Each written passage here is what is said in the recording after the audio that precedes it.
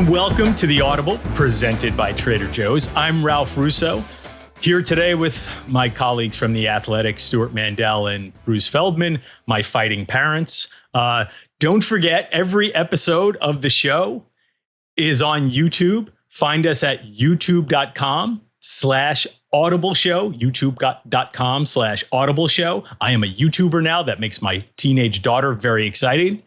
You can also join us on Sundays at 8:30 Pacific time live when we are breaking down all of Saturday's games. That's right, 8:30 a.m. Pacific. We are a West Coast bias podcast here, which is a rarity in this business. Later on, we got the mailbag and an apology to Stu. Interesting. We'll talk about John Mateer in a very, what could be a pretty pivotal injury for Oklahoma. And we'll talk about the coaching carousel probably at the start here. But first, I got a haircut. How good do I look? Well, first of all, did you guys notice that I got a haircut? No, I mean, you said you tipped your, you told us over text, but like if you hadn't, no, I wouldn't have noticed. But that's not personal to you. That's just guys. It's not as dramatic. It's just guys being guys. Yeah. So I need to ask this too. So there was a point in my life when I used to let my hair grow out a little bit, and then I didn't. And then certain times of the year, my wife liked my hair when it was longer, but I have very curly, wavy hair. So it's not, when I say long hair, it would not go down to my shoulders because it just didn't grow that way. But now as I get older, long makes me look older and disheveled, right? When you have very little on top and you grow out your hair, that's not a great look.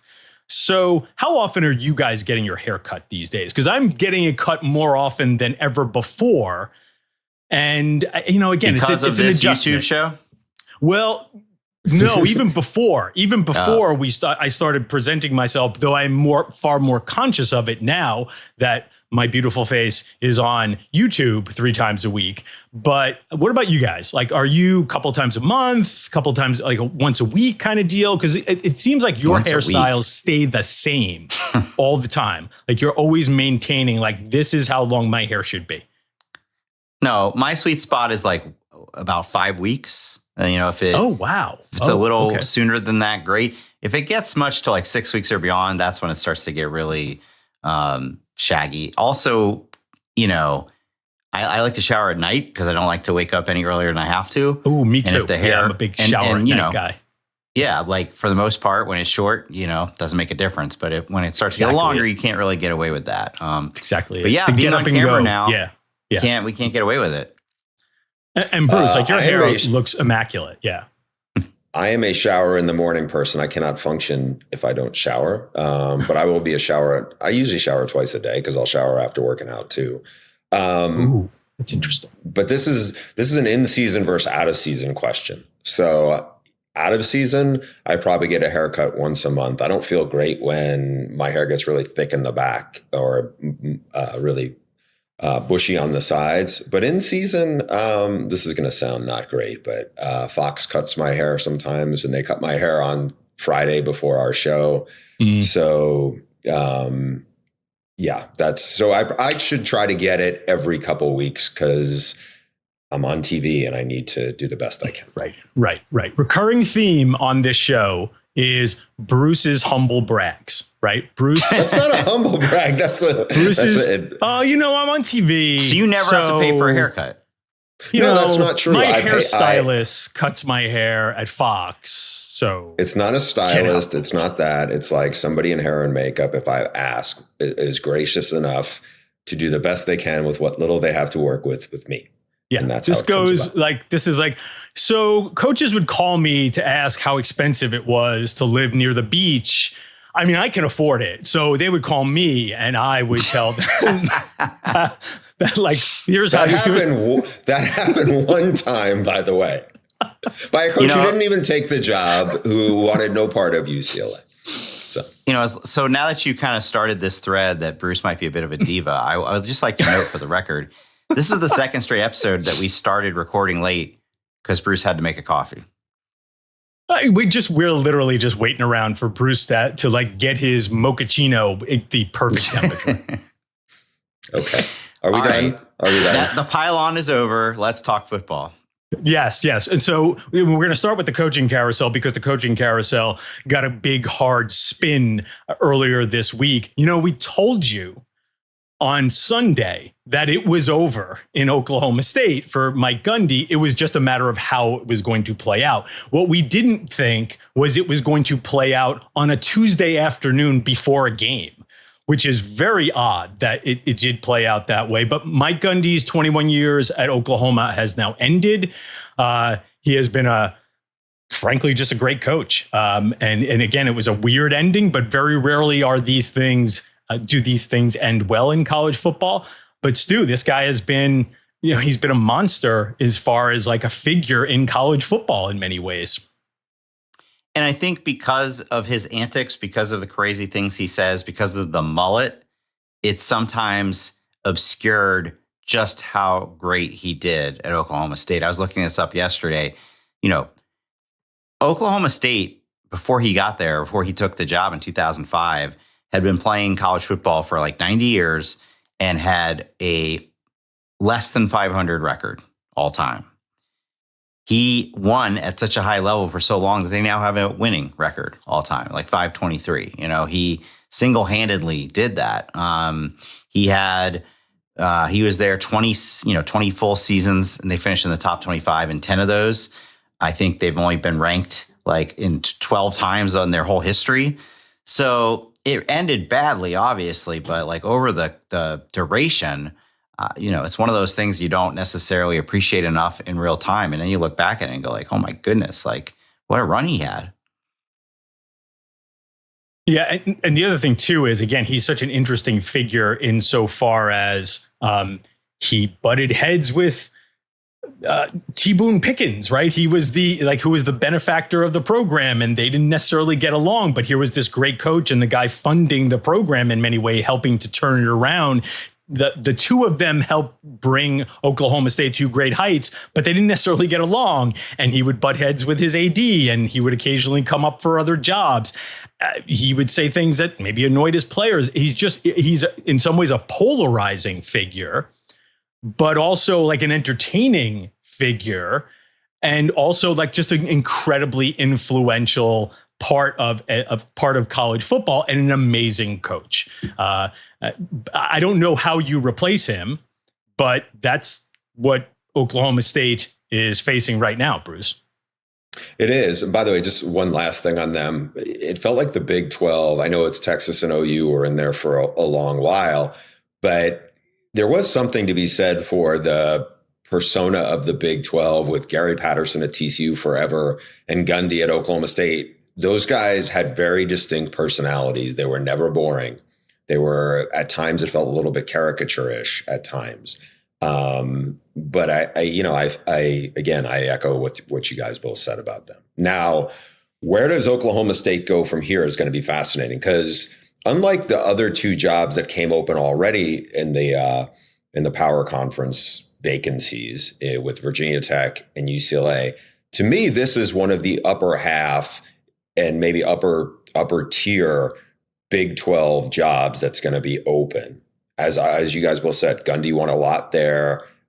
You're still connected to a big fertile recruiting area.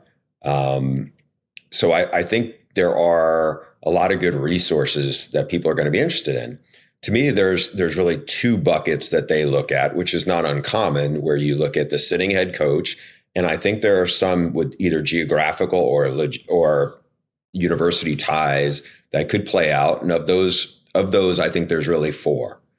It's G.J. Kinney, by the way, former Tulsa quarterback, who's done a really good job at Texas State. Young coach, good offensive coach.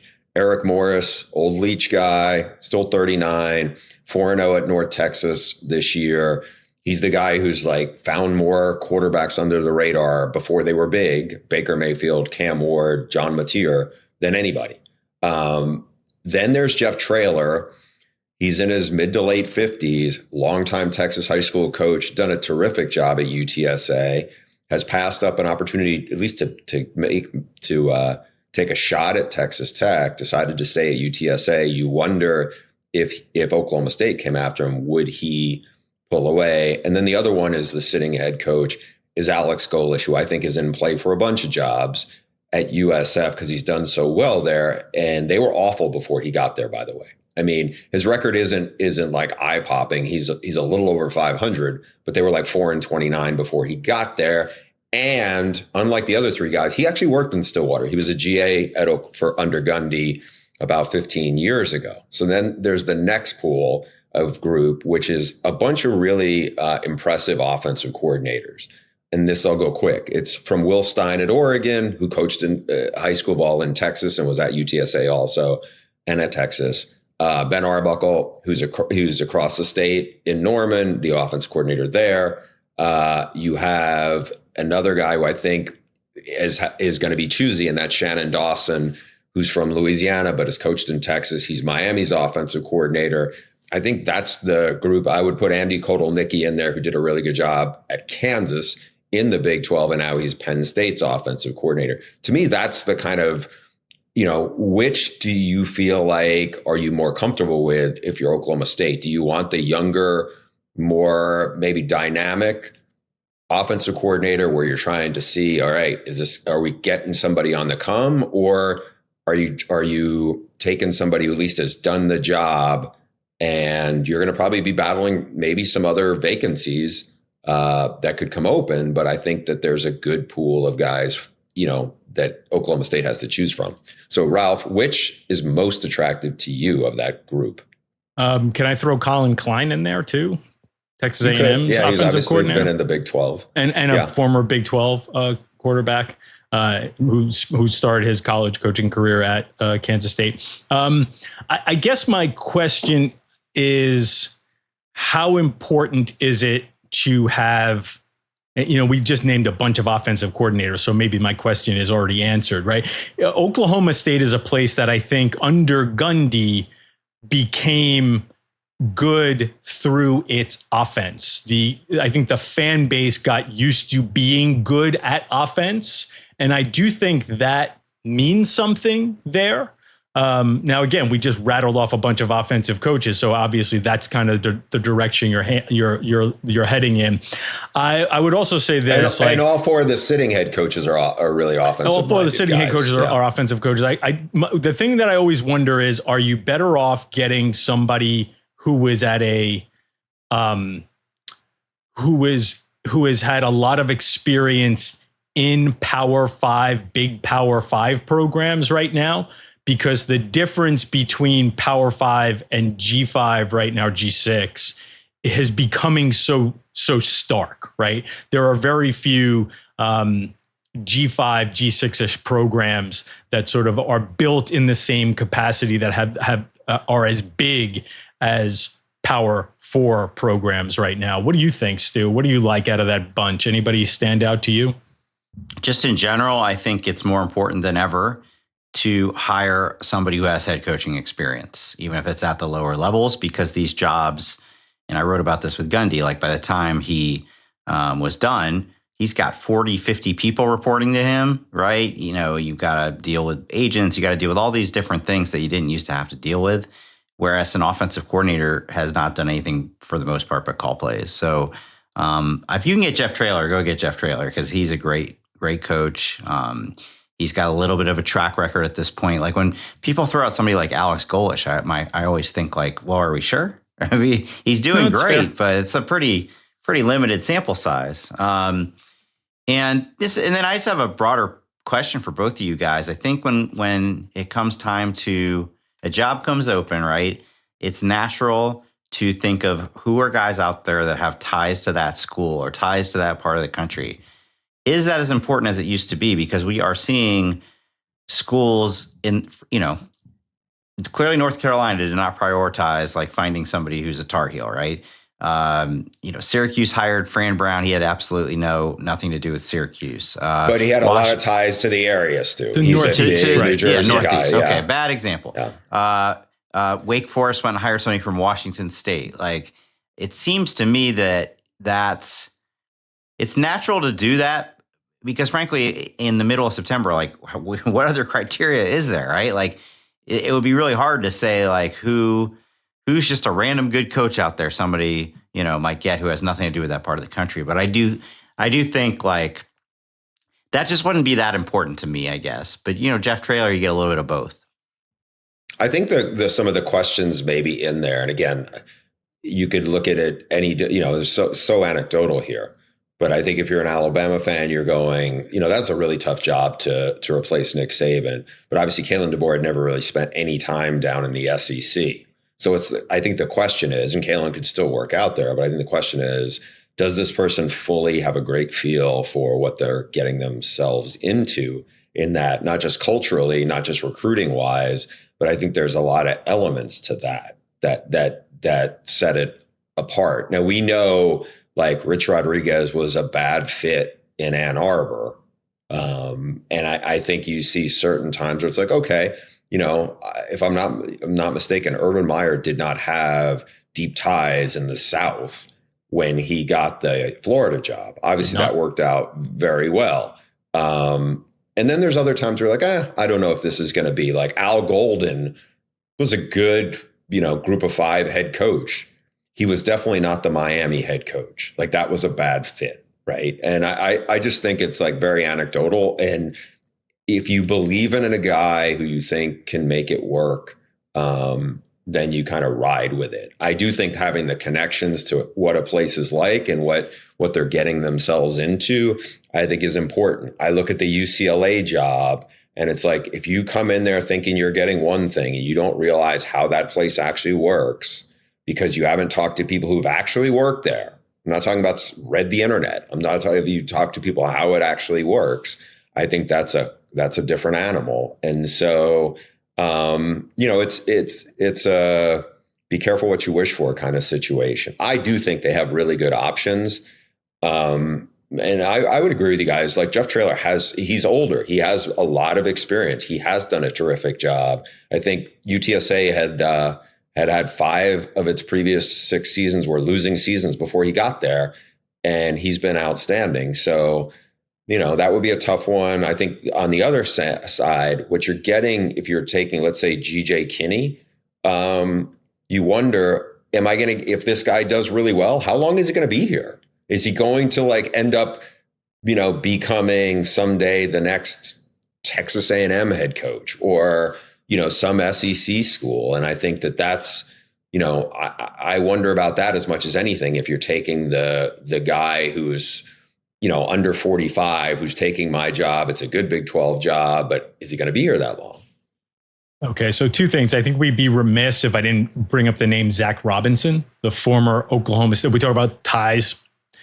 And the reason why I want to make sure we get his name out there is because if we don't, we're going to have a whole bunch of Oklahoma State fans in our mentions saying because they have been talking about him. He's an offensive coordinator right now with the Atlanta Falcons. He's been in the NFL for a while. By the way, the Falcons offense ain't so great right now. So I think there's a lot of Falcons fans who would be happy to drive him to Stillwater. But I don't think that necessarily makes him a bad or a good candidate. I think that, sometimes he's never been a college coach. The other one who's in there who actually was really good as a coordinator there was Todd Monken. But Todd Monken's with the Ravens, and the timetable, Ravens are almost always a playoff team. So are you waiting for that? Like he's coaching Lamar Jackson. The other name that's a little bit of a wild card here because he he coached at Oklahoma State and he has big ties to the money people there is Dana Holgorsen. Now when I talked to him, he was very happy at Nebraska. But I could see some people at Oklahoma State who matter being like, I want Dana here. Now things go sideways at Nebraska. Does that mean Dana? Bring Dana back. Yeah.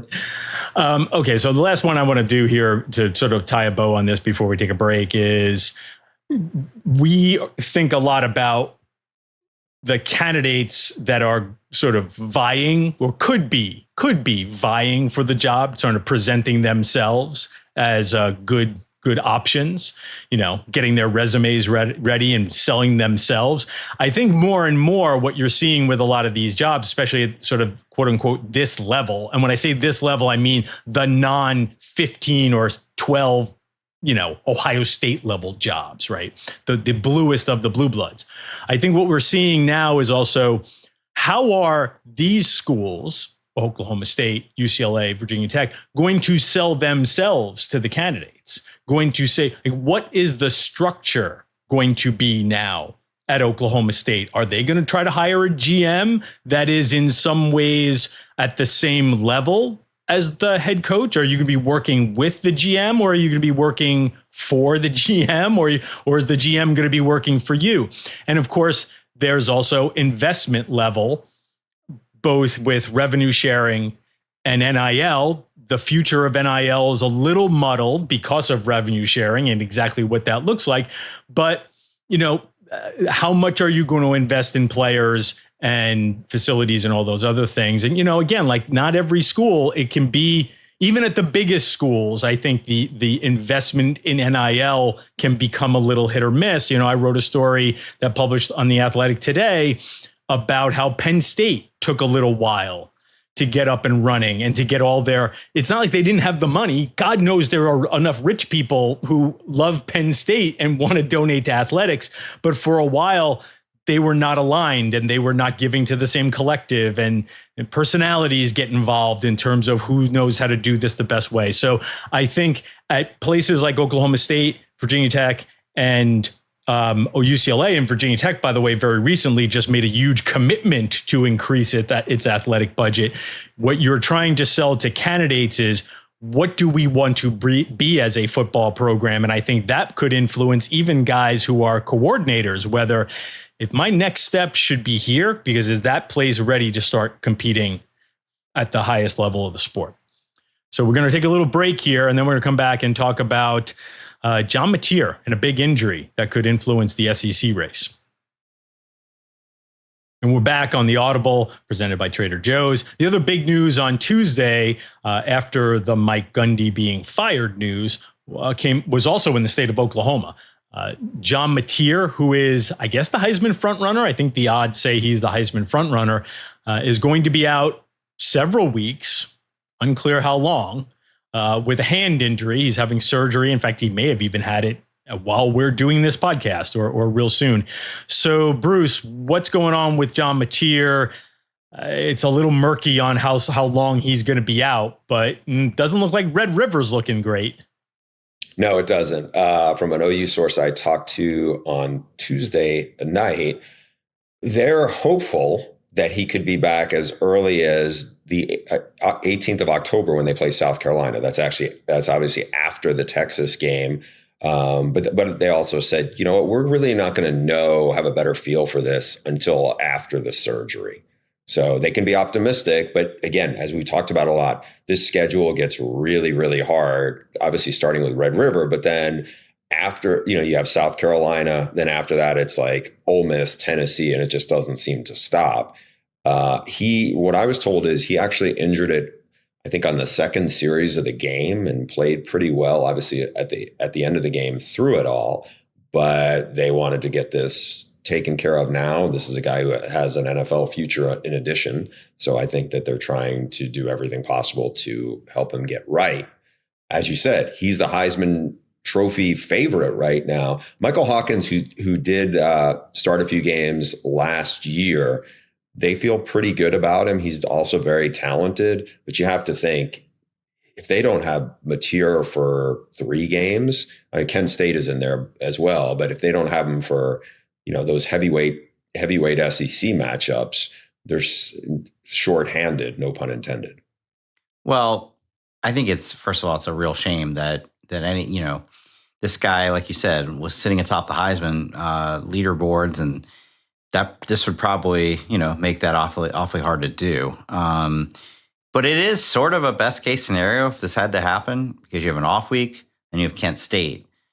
And you have Texas, right? But if that is the only SEC game he misses, I don't know that it changes their prospects that much, because that's not a game they were guaranteed to win anyway, right? So maybe they lose to Texas, but their playoff hopes are still very much intact, and then they get their guy back in time for all those tough games you talked about, Bruce. I think it would be much more concerning if it looks like that was too optimistic a timetable. He's going to miss several SEC games, because once they fall behind in that, right, it's going to be too deep a hole to dig out of. Hawkins played last year.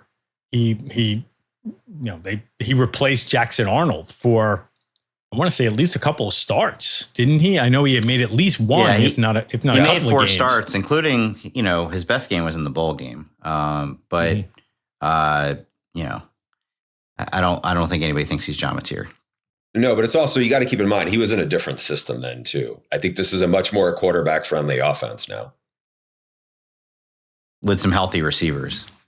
Yeah, but I think, again, right, the fact that he simply has experience playing, he also runs pretty well. This goes back to something, not that we're sort of patting ourselves on the back because we got it right, but unfortunately, we were a little prescient on this in mentioning the other day about how, listen, they're running Mateer a lot, and their other running game, when they hand the ball to running backs, isn't doing very well.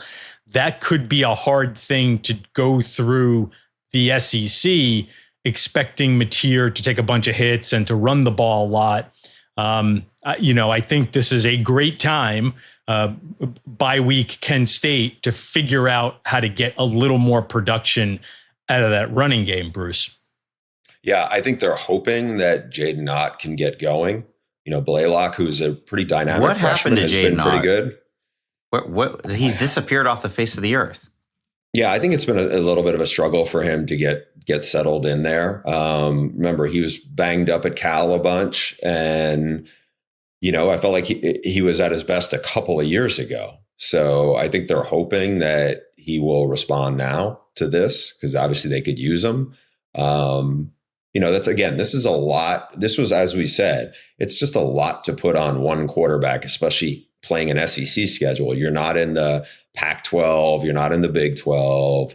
You're taking a pounding, and we'll see how they come together. The bright side for them is their defense has played terrific. I think the receiving core is much improved from where it was, and their offensive line is better than it was. It's still a work in progress because you got a couple of guys who are getting settled in there, but like Stu said, the Texas game at best was going to be a toss-up. Now, I think the hard part is going to be if he doesn't get back for South Carolina, and if they lose the South Carolina game without him, then you got Ole Miss and Tennessee.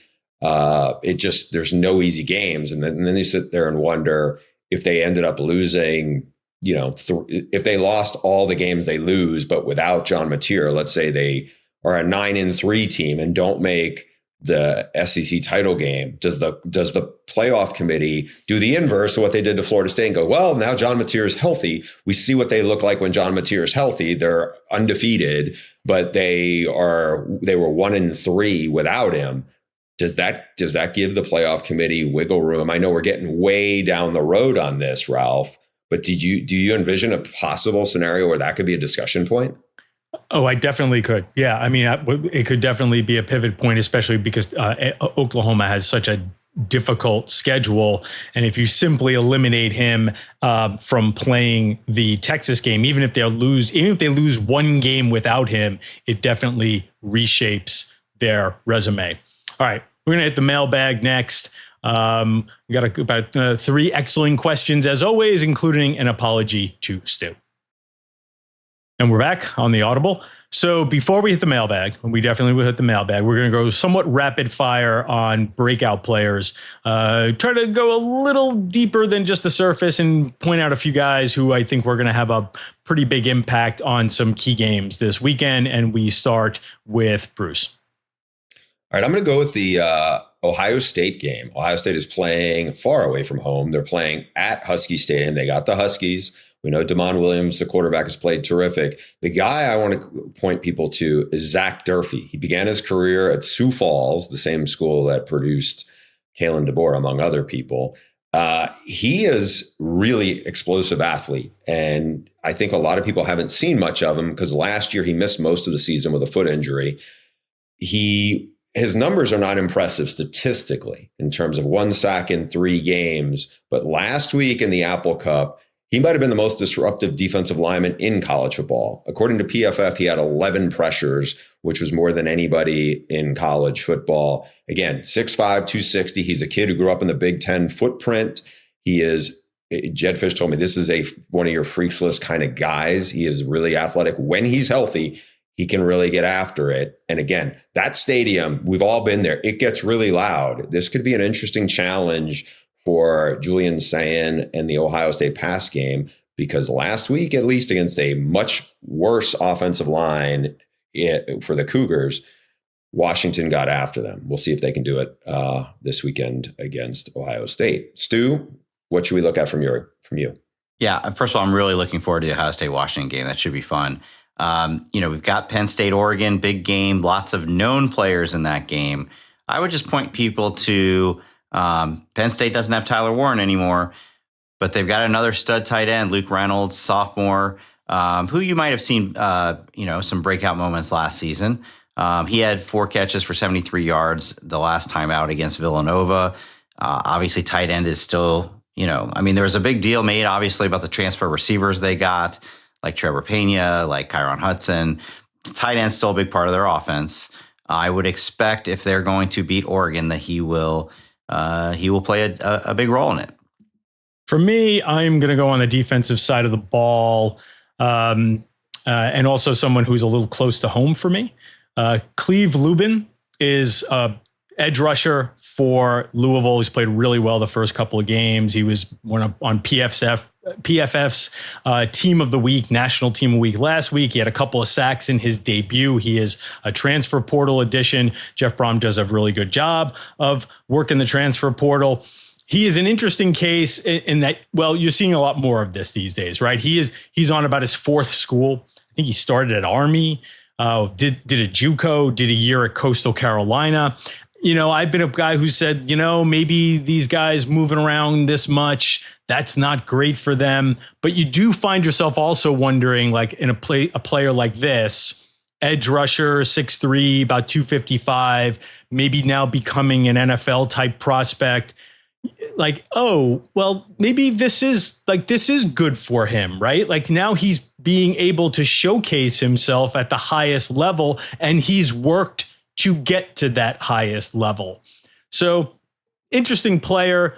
Louisville plays Pitt this weekend, not necessarily the big marquee game, though an interesting game within the ACC. And again, an interesting player who Louisville worked the portal, brought this guy in to inject some life into their pass rush, and all of a sudden it's working pretty well for Jeff Brom. Yeah, it sounds like another Ashton Gelati kind of guy who is like super productive, even if they don't have like the height length of what we typically see from a high level, edge rusher. So it's a good one to keep an eye on. All right, guys, let's get to the mailbag.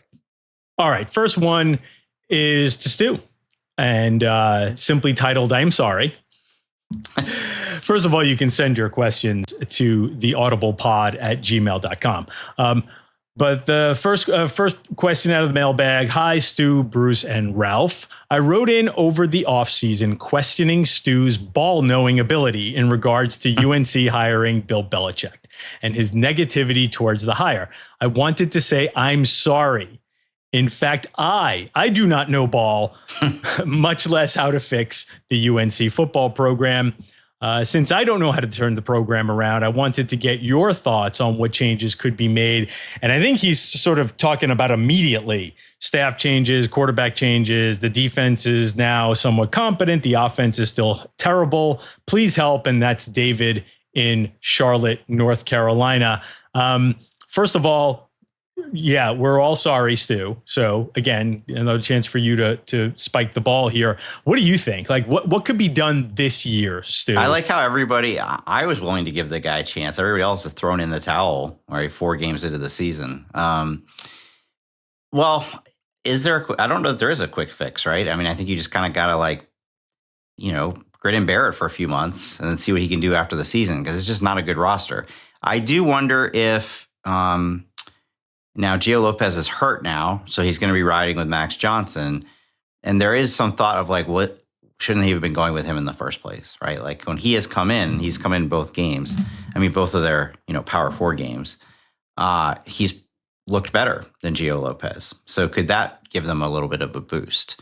But guys, I don't think enough has been made of the fact they got blown out by UCF, who was picked basically like 15th or 16th in the Big 12 by most people.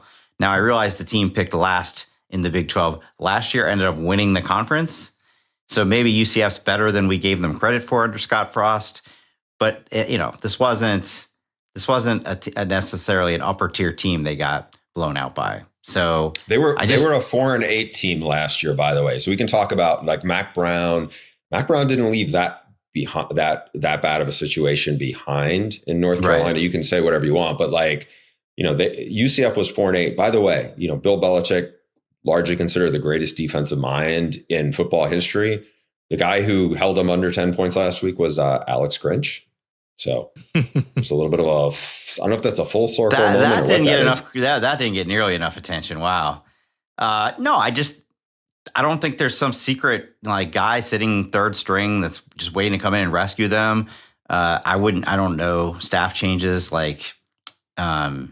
Stu, if you were Bill Belichick, which would you be more inclined to make the move on? Because this is tricky now. One of them, Freddie Kitchens, is his offense coordinator, spent a lot of time in the NFL, was in college recently, though, obviously. The other one is Mike Lombardi, who he's been really close to for a long time. That's his GM. That's really a guy who's been the most front and center, this offseason. He does a lot of Pat McAfee shows spots. I think he at one point worked for The Athletic, writing columns. I think all of us know him a little bit. But the talent acquisition part, like, what would you do if you're them, Stu? Well, I mean, I feel like he's pretty attached at the hip to Mike Lombardi. Like I can't imagine he's going to get rid of him. Getting rid of an OC would be easier. But guys, like, we don't know what this is going to look. First of all, what are we looking at come December? Are they coming off a 5-7 season that doesn't seem all that disastrous in the end, or 2-10, right? Look at the rest of their schedule, by the way. It's not like there's a gauntlet here. Right. Like, we don't know what that's going to look like. And we also just don't know, like, does Bill want to be back? Like, that's been the question from day one. Like, how long is he really in it for? So I think all that remains to be seen.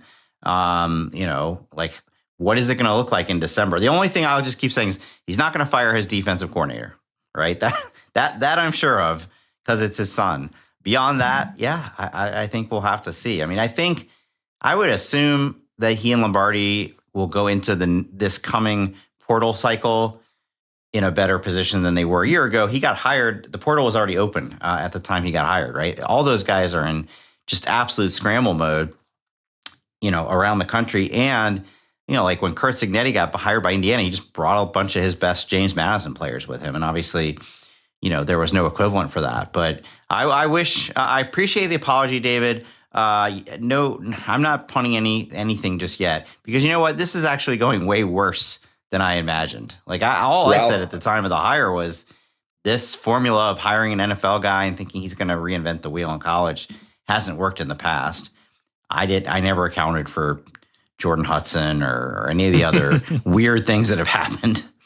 Ralph, real quick, do you think it's even harder to rebuild if he goes 3-9 and, he's obviously not getting any younger, but at the same time, it's like, okay, now you're not just far removed from winning Super Bowls. Now people have some evidence here that maybe this isn't going to work. Is it a harder sell, do you think, for transfer portal guys to say, hey, the 33rd team model, that didn't look like that's working. So how do you envision I that? would think so. They've done okay on the recruiting trail. If I remember correctly, I think they might have been like in the top 25-ish with their class right now for next year. So that's somewhat hopeful. But as you said, right, the shine comes off of those Super Bowl rings when you have a 4-8 on the record. I don't know if it's going to get better this year because I just don't know if the roster is good enough. Now, maybe there's a big picture here. It all starts to come together. The kids start picking up on some things, but I don't think it's getting better in the short term. And I think what you just said is definitely a concern if I'm a North Carolina fan. Hey, I brought this guy in because he is such a big star. His gravity will pull in talent. And now the shine is off that, and he is not such a gravitational force going into year 2. Okay, Ralph, I'm going to tee you up on this. This is from Jeff in Indianapolis. Guys, lots of discussion this past week about coaches on the hot seat. I'm going to phrase the question using Luke Fickell, but really it could apply to many coaches on the hot seat, I believe.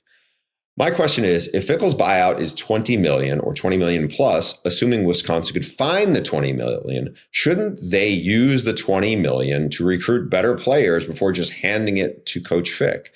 And then, starting from ground zero, couldn't one recruit a bunch of quality offensive linemen, for example, and still have some budget left over? This is the Florida model to a certain degree, right? This is on some level what Florida decided last year. Now, they felt like they already had a pretty good roster under Billy Napier, but part of the calculation toward whether they should get rid of Billy Napier was, why are we spending this money to get rid of a coach who we think might be moving in the right direction? Why don't we invest it in more player acquisition? I think it's a great idea. I think the only problem with Wisconsin is how low can you go? Again, Napier managed to turn things around last year. There seemed to be a base of talent there to build upon. Now it's gone backwards in the first month this year, and a lot of the issues that have nagged Napier before are still nagging Napier as a coach. With Fickell, again, I think it's a good idea, and I think it's an idea that a school like Wisconsin, which I don't think is dying to write a $25 million check to have a guy not coach. That is not the Wisconsin way. Like, I could definitely see that being a really appealing idea to Wisconsin. But if you're terrible and you're 2-10, I don't know if 20 million fixes it even toward the portal. You might need to really just hit the reset button. But I like the idea. And I think a lot of schools around the country are having that exact conversation when it comes to, should we fire this coach, or is the money better spent in other ways? The problem with this suggestion, though, is, there's a cap on the rev share. So, the amount of money they can spend on rev share doesn't change. Yeah. I was going to get to that. I'm still going. Okay. As of this moment of this recording of this podcast, the NIL Go CSC thing is still intact. And so theoretically, you can't just pull a Cody Campbell now and throw 20 million at it. But let's say you could, right? Let's say there's a lawsuit tomorrow. Let's say you could. Okay, how's Wisconsin doing a lot of work? Who is going to give Wisconsin write Wisconsin a $20 million check for NIL between now and December? If Luke Fickell's the coach, because that's really the key, right? The way you get boosters fired up is if they believe in the coach, and if we just pitch in a little bit more, this is the guy that can take us across the finish line. But it's kind of like UCLA with Deshaun Foster. Like, nobody has any faith in the guy. How are you going to get it? It becomes a self-fulfilling thing. Well, we would be better if we had better players. We need more money to go get better players. But we stink. So I don't want to give you money for better players until you fire the coach. So the Napier situation was an interesting one because he kind of already was showing he could do it on the recruiting trail. And then they had a good end to last season. So you did, by the end of last season, people were getting excited again about Billy Napier. I think, it's not looking good that Luke Fickell's going to be able to do anything like that. Guys, let's end with this question from David Eisen. Oh, David Eisen is a longtime emailer of the show. I know he's a big USC fan. This is mostly for Bruce. Is the emergence of Jayden Maiava for real, or a mirage based on SC's opponents so far? What does Coach Peterson have to say? I think Coach Peterson is encouraged by what he's seen. Again, a lot of it is the competition they're playing. You just really can't tell. The two things I would say, and this is something we've talked a decent amount of offline in our green room, was it looks much improved from last year in terms of decision making, in terms of how comfortable he is.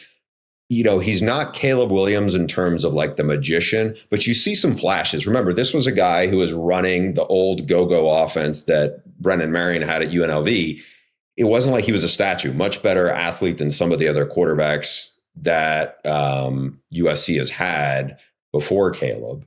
So I think that bodes well. The other thing that I think has been promising for USC has been the run game. When Lincoln Riley really had it going OU, and it was a little different because Bill Biedenbow, who's still at OU as the offensive line coach, was masterful in some of the GT counter stuff and some of the things that really Lincoln set up very well.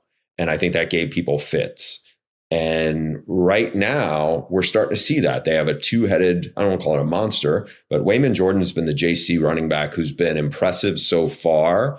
And I think if the run game, which is much better than it was certainly last year, I think that helps Maiava. Now, right now, they have Mekhi Lemon is playing at an All-American level. For 2 years, I've had people inside the program say, we think he's the best player in the program. They think he'd probably be their best DB. He's certainly a really good receiver. So that has helped. They go to the tight end more now. So a lot of different things have lined up. So I would just say to David, I was like, it is very encouraging and very promising right now. I'd pump the brakes a little on Heisman talk. And I'm not saying David's going there, but I feel like some people are starting to go there until we see them play some much better teams. But again, up till this weekend, Dante Moore hasn't played anybody very good. And, we're seeing some wow stuff there. And I think we're seeing some very impressive stuff from Maiava and USC's offense. Guys, who has the tougher turnaround this week? USC played late on Saturday night. Now they got to travel to Central Time and play a game at 9 a.m. on their clocks.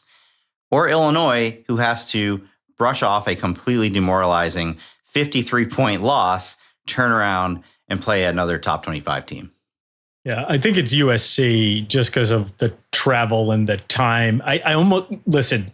You don't want to get beat by 53, but when you return home, relatively short trip, I got to think you're like fired up to get back at it, right? Like if you're an Illinois player this week, you are loving the fact that you are not only have a chance to wash that away, but have a chance to wash that away with a big game at home. Yeah. Also, by the way, like I know a lot of people I work with are going to that game.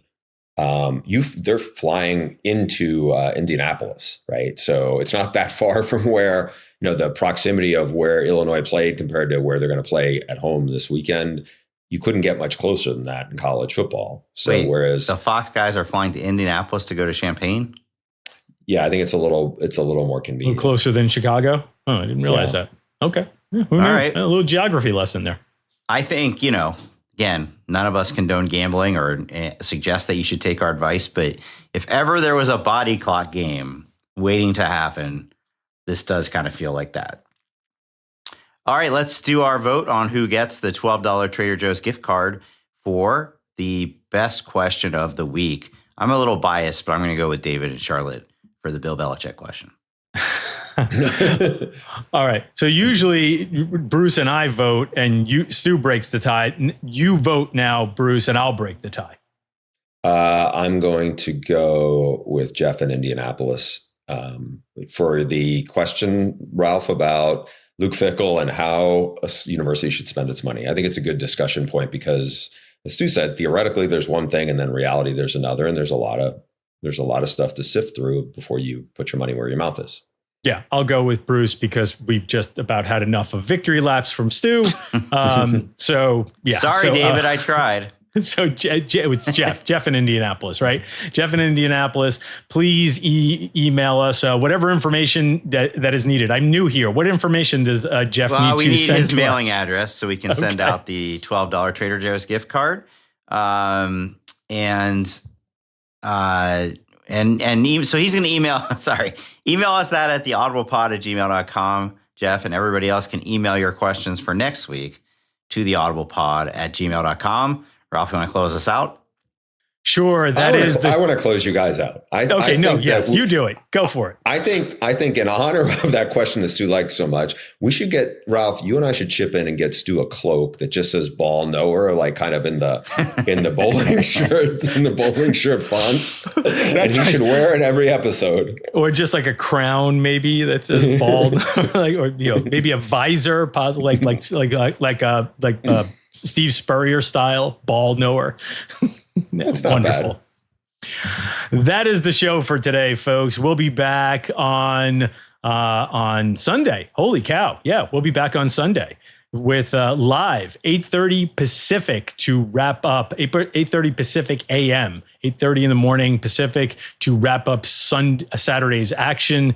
You're allowed to say 11:30 Eastern, 8:30 Pacific. No, we are a West Coast bias podcast. It is also 11:30 Eastern for those who can't figure it out. Watch us live on Sunday at YouTube, on YouTube at Audible Show, and find this show, of course, all the time at Audible Show on YouTube. Thanks for joining us, and we'll see you in a couple of days. Enjoy the games this weekend.